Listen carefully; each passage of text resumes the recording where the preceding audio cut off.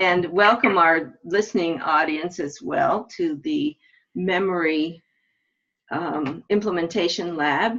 So now what we're going to do is go into challenges, opportunities, and takeaways. And if there's a person who would like to do, let's see, a lot of people are unvideoed, so I'll do the timekeeping, because the way we do that, I just wave my smartphone in front of you. And we'll do, since there's, what, 8 or so of us, let's do a maximum of 2-minute sharing. And share challenges, you're welcome to lurk. Don't have to do anything. If I call on you, you can just say, no, thank you, or just be quiet for a while and I'll finally get the idea. So Leah, you're first on my screen. Would you like to share challenges? Sure. I think one of the challenges with memory as a congregation that's historically primarily white is how do we, how do we say who we are and get some other voices in there. So I think, what you've done is to give us some other things, even though they don't relate to our congregation necessarily. Mm-hmm. We're also, in our congregation, we're struggling. Well, we struggled, I should say, with naming. We had an addition put on the building 11 years ago, and we called it Emerson Hall. And then people brought up that Emerson didn't always say nice things about people. He didn't have a positive attitude about people of color all the time. And he wasn't like other people that renounced their original views. So we just said, well, we're not going to disavow him, but we don't need to have a hall named after him either. And so the thing that we're struggling with is that there's a long process, and we renamed it Community Hall. Yeah. And the kids were allowed to do part of it, and then people thought the kids didn't get enough of it. Why can't we do Sojourner Truth? Well, we don't really have an association with Sojourner Truth. So there's still some sticky feelings around that, so do we want to bring up that part of our history or not? So I guess that's what I would say is, how do we bring up sticky things with our children and youth? Mm-hmm. Yeah. So that's it for me. Great. Good challenge. Thank you. I really appreciate that. Margaret, would you like to share? Look at that. So I am dropping in here only because I thought I really need to listen. I have barely looked through the packet, but I am interested in seeing all of the UU history part, and I know that my congregation, the adults, were very interested in watching the DVDs that came out a little while ago, A Long Strange Trip, I think it was, and we were looking at using one of the videos about the Black empowerment controversy, but we hadn't had a chance to show it yet, so I may put that in because I know our adults were really enjoying that format. Mm-hmm. So I'm looking at that, and then I'm listening. Great. Thanks, Margaret. And next on my screen is Julie, if you'd like to contribute a challenge. Our challenge, we just had the first Sunday of the month, we do all of the kids in worship with the adults. So we called it an all ages service. And it didn't go the best this month. So our challenge next month is to try to find a way to engage the children a little bit more during the service. We get a lot of feedback from people that they appreciate seeing the kids and hearing the kids, but the kids themselves and those of us trying to keep the kids remotely paying attention, it's stressful and it's challenging. And so we're just trying to come up with ways to still have them be a part of the service and learn how to sit and worship, because how do you learn if you're always leaving? But also honor that this is a worship experience for adults as well, and how do we be respectful in that space? So this past month we did Play-Doh and had the kids use Play-Doh to create something that represented sanctuary to them. So an umbrella or a bird's nest or something that was a sanctuary for someone. So I'm not sure what tangible things we can do for the kids for memory, because memory seems to be so much more nebulous, and I'm struggling to come up with ideas for how to bring that into something tangible for especially the younger kids. That's our challenge. That is a good challenge. All right. And isn't it tempting to jump into solutions? We all want to do that, but I do want to go through this as a structured process, so we also have time to think about what we might say to you. Okay, thank you. And the next person is Nadine. No, thank you. Okay, thank you. And the next person is Jay Harwood, if you'd like to jump on.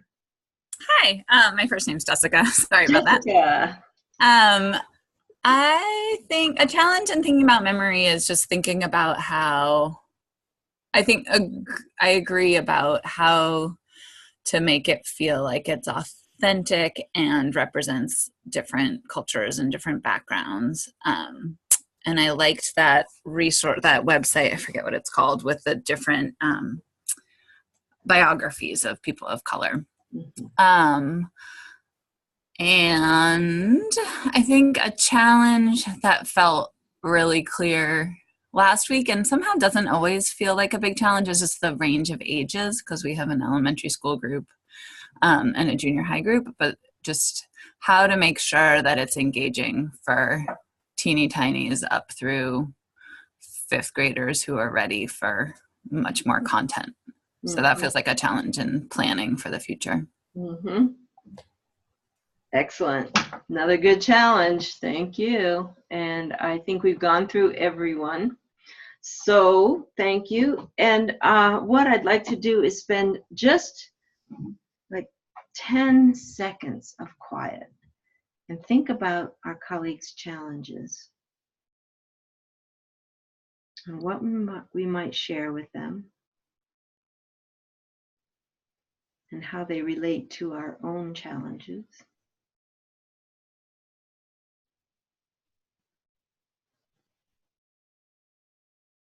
Just to offer a little different place in our brains.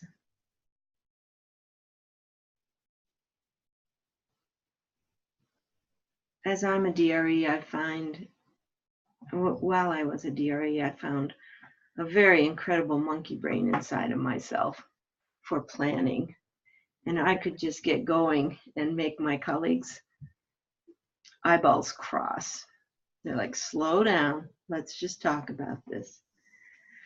So that's where I like to take a little breath there. So I would love to share a little bit, but first let's see what our colleagues say. We've had challenges of children and racism, how we introduce that. We have challenges of children in the Intergen, which is what Kimberly's talking about tomorrow, by the way. And we have challenge of the range of ages and a challenge of how to make it feel authentic. So Leah, do you want to join in and talk? Sure.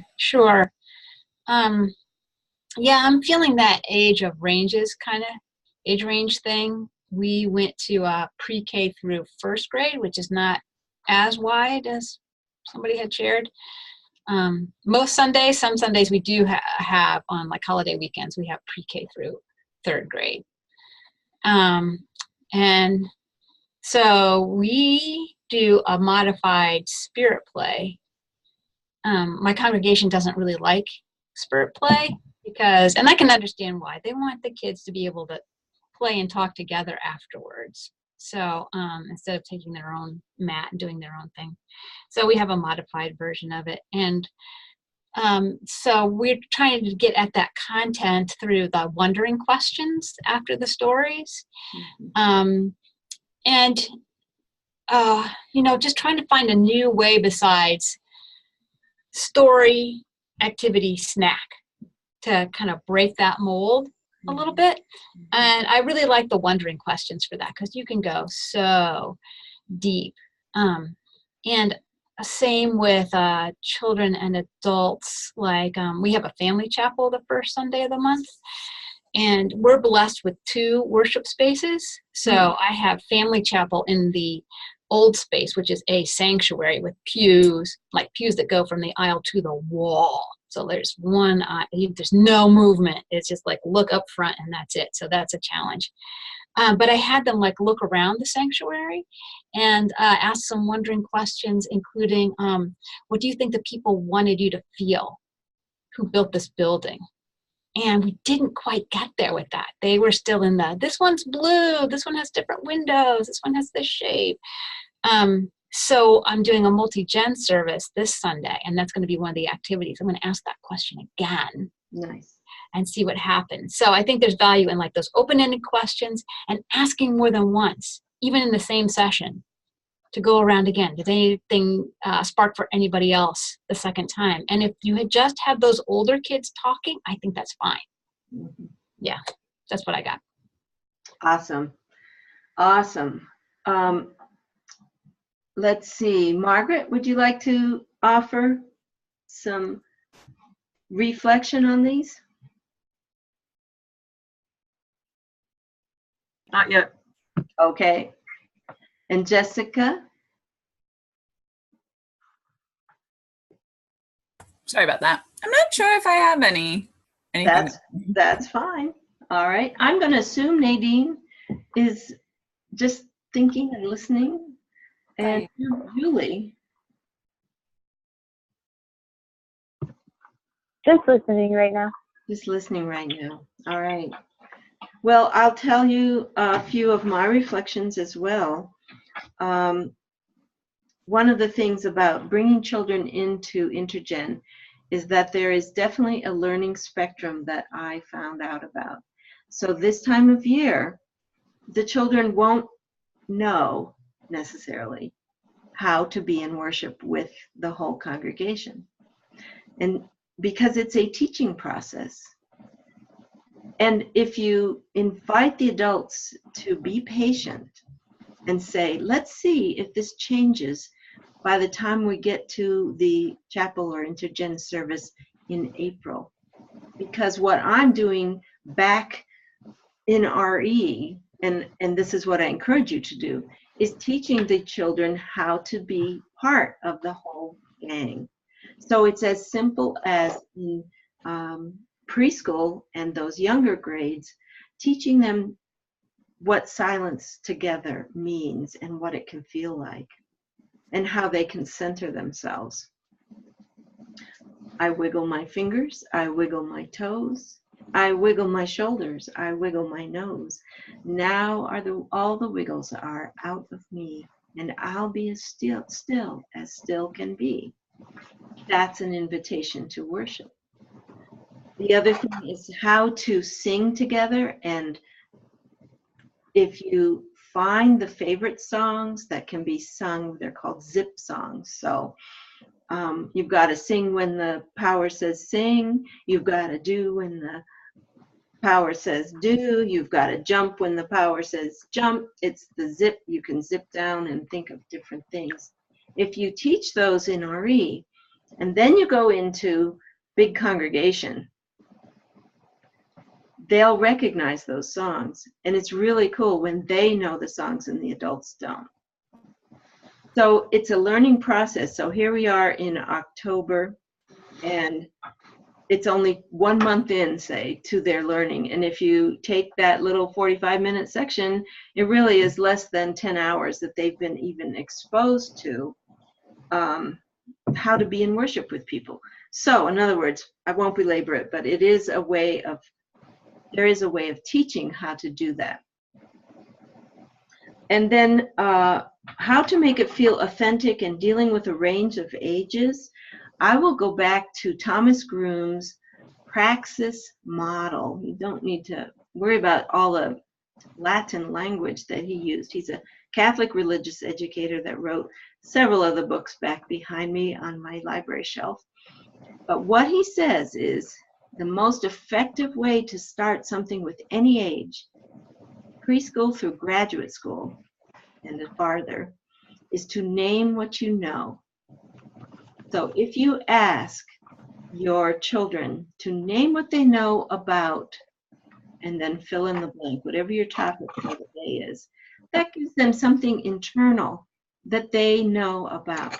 I'll give you the standard example that I used to teach the graduate students at the seminary class I did on religious education just a few months ago.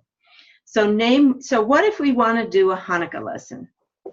Do we go in and we say, this is Hanukkah, this is a menorah? And that's the funnel idea of we have something that we're funneling into their brains. And that's when the children, in my experience, start to disengage. They're like, who cares? Why do I need to know this? But what if you start by saying, so does anyone know a person who is Jewish? Then they go into themselves and their own experience. So this is the example. You can say, oh, I know Mr. Goldstein, and he never mows his lawn on Saturday. And we're like, well, interesting. What else do you know? Well, he puts these candles.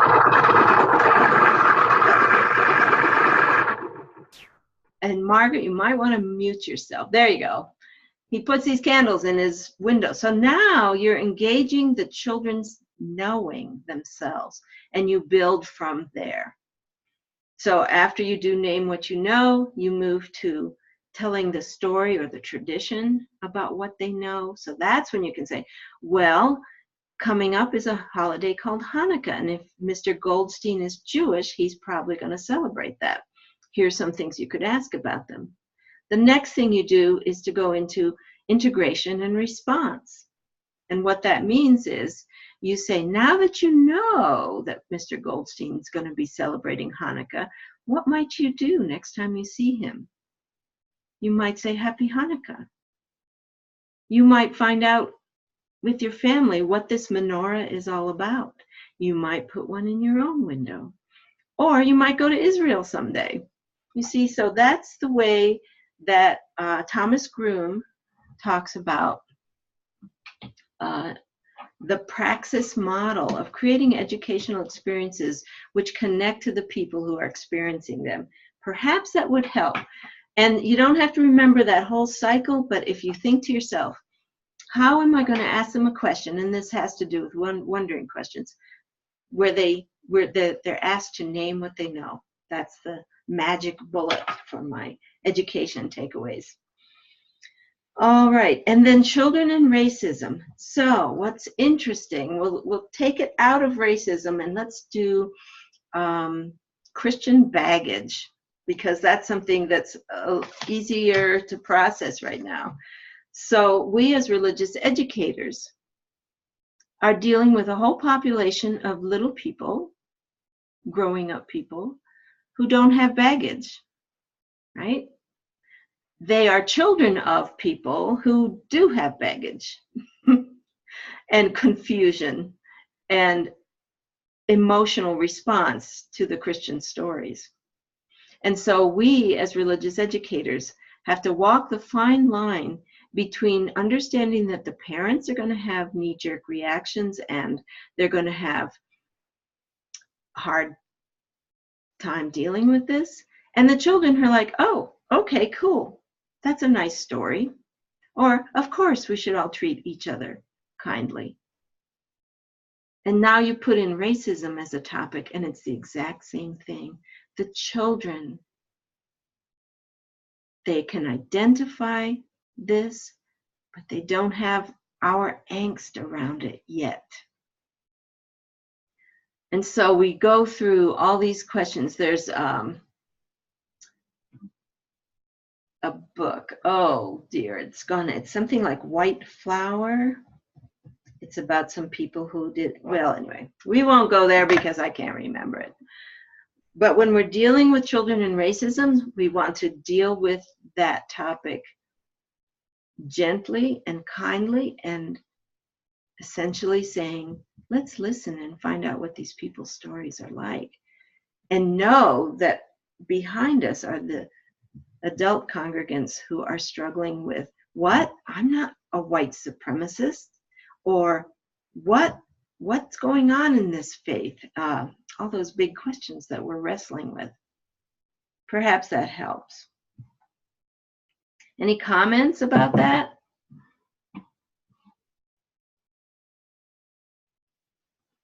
Okay. Leah writes in the chat box that she's got to go do something with this. Maybe she'll join us.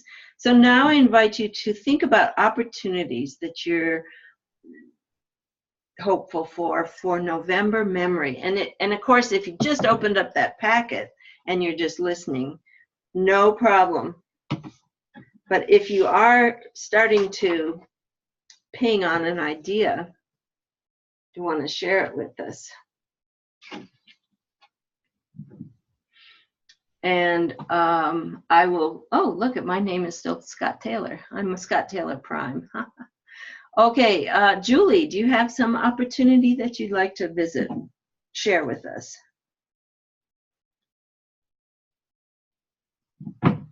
I think we're going to try the Wonder Box. The congregation that I work for hasn't used one before, so I think we're going to start that and put a picture of someone, a different picture of someone each week in there.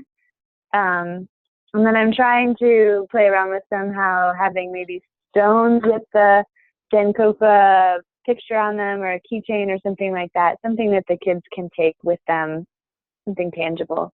Mm-hmm. And the other thing we're working on planning, we do family movie nights every month. So I think I'm thinking about doing Coco for memory. Mm-hmm. So we'll see. I'm just still reading through the packet and planning. So Yeah. those are my first thoughts. Great. Mm-hmm. Great. Thank you. How about Jessica Harwood? So for opportunities, it's just like ideas brewing for what to do. Yeah. I've been sort of collecting the stories of people in the congregation about the history of our society. And so thinking about how to share that in a meaningful, interesting way. Mm-hmm. And having like letting the kids share memories to get to know each other better. Mm-hmm. So I think that's it for now. All right. Great. And let's see, Nadine, you want to jump in at all? Well, we do a harvest feast every November. It used to be called our Seder, our Harvest Seder, but they've changed it. The Mm-hmm. Harvest Feast, and it is intergenerational. And the only children that aren't in the sanctuary with us, or at least for the reading part, is the preschool and the nursery. So the older youth do get to hear all the different stories, though it does tend to be, of course, our congregation is white. We don't hear all the stories we could hear. And I like the idea that possibly someone might bring forth a story that's not their own, but of someone of color or of another nationality. But, that's not the part that I'm involved in. So I would just make a suggestion. We do have intergenerationals frequently with our older youth, and try to incorporate those that can do speaking parts or moving parts. We haven't yet used the preschoolers as much as we could, and I know they enjoy it. So that's just going back to intergenerational kind of things. But one of the things that someone had mentioned, we do provide every Sunday activity sheets for the younger kids, and usually it is the children in kindergarten through second grade that is the majority that grab coloring pages, but you perhaps could have other things in a bag for them that depending on whether you have a carpet, you don't want to destroy your carpet, but pipe cleaners, other things I would have to think about, but just to keep their hands busy, and perhaps they'll pay attention. And of course, in all our intergens, the parents are in charge and responsible. Teachers are not. So that's all I have to add. Well, that was great. I'm so glad you were here and shared that with us. And one of the things I know about being a theme-based church is that you can revisit those long traditions like the Harvest Feast and say, now look at Harvest Feast through the lens of memory and see what that would do for us. That's a neat thing. All right. And let's see, I think that's it. I don't think Leah's joined us, so we'll just grab her when she comes back, and we hope that whatever situation it was is good. So I wanted to just review a little bit based on the things you guys were saying. Some of the ways I could see opportunities for packets. One thing I didn't mention earlier was the power of doing role plays for learning about history. If you've ever done the UU History Renaissance module, you're asked to do role plays. The Diet of Torda, which is the big debate that Francis David did, or Michael Servetus is in there, and some of the big core elements in our two faiths. And so what I suggest is the possibility of inviting any youth you have to do a skit or a role play about this theme of memory, about Francis David. It's a good story to do a skit based on that debate, because you can have tons of villagers afterwards who yell, "Yay, we're so glad we can choose which faith we want to practice." And you can have all the debaters saying, "God is one, God is three," all the stuff that happened. And of course, since it's 1542, there's lots of possibilities for medieval costumes, and Queen Isabella could make an entrance. That would be King John's mother in her medieval gown and all that. So anyway, just an idea from the packet. Also, remembering those who have gone before, wouldn't it be interesting to do the Imago Divina meditation that Reverend J. Lynn Scott has given us as something to do in a Intergen service, to invite everyone to look at the image and think about in their own heart, in their own lives, what kinds of reflections they have according to what her life was like and those who have gone before. And then Black Friday, remembering our values for spending. I like to come back to that now because it's something that we consider taboo, talking about money. One of the exercises in this book is to ask the people or the youth, do you know how much your parents make? And he says that when it's asked around the community, 85 to 90% of youth do not know what their parents are earning. And he suggests that that's something that they need to know. And I think that would be a really interesting thing to do as an antidote to Black Friday. So rather than assume that our newspaper ads and our Black Friday media stuff, that our youth are going to say, oh, I have to go pick up this one kind of earbuds that I really need. We talk about where do we spend our money according to our values. So anyway, just a thought. Okay, I can't think of anything else. Are there final comments that you guys would like to share based on something you're going to take away from our little chat here? So we've done challenges, we've done opportunities, and something you might take away.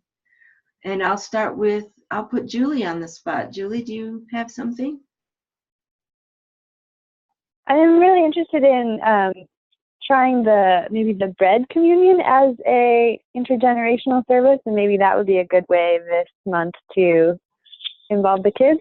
So I'll have to think about how to work that out. Yeah. All right, great. Yeah, I highly recommend it as something we did. It was as popular as Christmas. Once we did it 2 or 3 times every Thanksgiving Sunday. Yeah. That sounds really interesting. Yeah. Yeah, and I do an online sign up for breads. What bread are you bringing? It was more of just to help people remember that this was coming. And people always brought them extemporaneously, like the woman who brought us cinnamon rolls from Starbucks because hers burned and all that stuff. That's awesome. Yeah. Well, Julie, I want to hear how it goes. I love hearing when people want to do a bread service. Will do. Yeah. Cool. All right. And Jessica, do you have anything you're going to do as a takeaway? I guess similar to Julie, I like the idea about the bread service and also the ideas about like manipulatives or fidget tools for the kids to have. So ways of, I think one thing that we haven't, well, many things we haven't perfected with our multi-generational services is how, like just different ways to make it engaging. We do an interactive order of meeting for the kids, but there are kids that don't want to color or draw or write. And for the kids that aren't actually involved in the service coming up to do something or to act, how to make it work for them without needing to change too much. So I don't know, it's a lot. I'm coming away with some just different ideas of things to add. Great. Good. It's an art form, let me tell you that. In my humble opinion, creating a successful Intergen service is harder than writing a sermon. It's like, write a sermon, sure, that's easy, guys. Let's get all ages engaged in something. I'll also just break your mold a little bit about Intergen services. And the first time when I was a young DRE that I saw the Meadville Lombard professors do an Intergen, and the dean of students was skipping down the aisle with some theatrical. Oh, I remember, he was Winnie the Pooh. And that helped me realize that we just need to channel our playfulness when we do Intergen services rather than our speaking good words. So when I worked with the ministers over my career, I'm always like, those are good words. You found good words, but that's not going to fly because the kids, it's just going to go right over their head. So song and story and sensory experiences are the 3 things. I always mine my brain and everything I can, mine that packet. Song, story, and sensory experiences. That's why I like the bread service, because of those smells emanating from all that bread. All right, Nadine, do you have something you'd like to share of a takeaway? I also would like to try the bread service, though I don't get to, again, make that decision. So it's a suggestion that I can bring forward. We had a meeting with the minister, our staff meeting, and I think he's pretty much planned out already his November, of course. So, but maybe next year, or maybe he'll be willing to fly and try something new. So we'll see. Excellent attitude, Nadine. You probably lasted a while in that congregation, I bet. A long time. Yeah. Yeah, it's like, here's an offering, here's an idea, and if we don't do it, maybe next year. I think that's fantastic. I think that's the ocean liner of congregational change. We're on an ocean liner, we're not on a jet ski. Okay. And when someone walks up on November 10th and says, oh, we have to do a bread service. No, but gee, next year we could. Good job. Anything else you'd like to share? That's the one I want to try. Well, also the Wonder Box. So I think Julie had mentioned the Wonder Box. We have not tried it. I saw it at GA when it was presented. It was really wonderful. So I've got to work that in. We've got to try that. Yeah. Great. And as the Intergen services, that the Wonder Box questions, focusing question there is sometimes the hardest thing to come up with. Well, But it's many a of good, for many of our intergens so far, we've made some of our own, but we have used Erica Hewitt's book and has been very successful. I just need to involve more children each time. They just, they Yeah. need to be involved so that they pay attention and enjoy it. Yeah. great, great. Well, and imagine that if you're a novelist and you're creating a story, you create tension. And that's what the Wonder Box does, is create that tension so that people's imaginations and wonderings are connected. What's in the box? That's your tension. And every novelist, every storyteller knows that that's what's needed. And that's why that's such a good technique to use. What's in the box? All right. Well, we are coming to the end of our little implementation lab. I wish you all the best for these lovely October days, no matter where you are. I hope that it's not going to rain too hard on our Florida people. And I hope that we have beautiful trees to look at from New England, and our cactus people in California and Arizona are going to enjoy their own version of the changing of the seasons as things start going underground in the cooler nights. So here in Colorado, where I am, it just snowed this morning. I woke up to snow. It's a little early, but it reminds me of my New England days.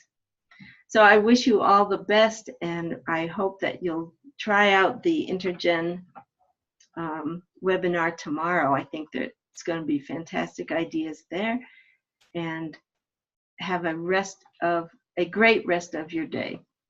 So goodbye, everyone. Goodbye. Thanks. Thanks for joining us. The Intergen webinar, let's see, that is, I don't have it right there. I'm going to go to my webinar page real fast and find it. Is it the same phone number as today? I believe it is. You do have to register on the website. It does cost. It's 7 to 8:30 p.m. Eastern Time. Okay. Yes. I will do that. Thank you. You're welcome. Okay.